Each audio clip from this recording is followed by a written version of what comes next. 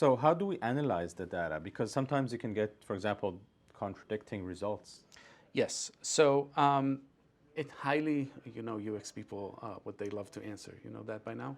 It depends. Right. So it highly depends on the question that you're trying to answer. So if you're trying to answer a question such as, which design is better, design A or design B? There's not a lot of fancy analysis that goes into that. You have numbers that can either show you that it's either A, B, or a tie. So the majority of people decide.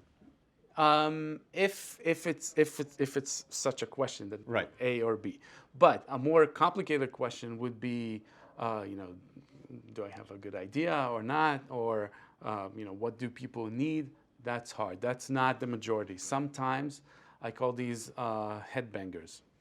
When you see only one person that does something or behaves in a certain way, you only need one person to understand, okay, this is important. I don't care that the 9 others didn't demonstrate this behavior. I know that this is important.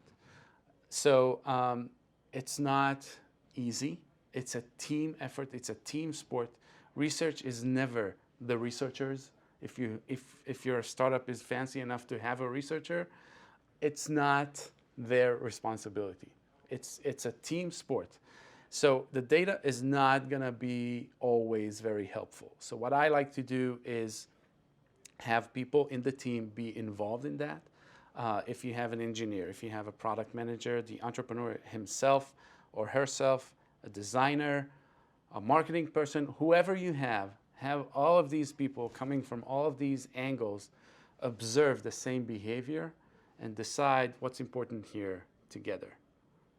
That's going to be the way to analyze and synthesize the data to decide together. It's not always clear. It's not always easy. I would say this is the hardest part of research, is understanding, okay, what is the result here? What did we find out? Sometimes I use a tool that I created. I call it the rainbow spreadsheet.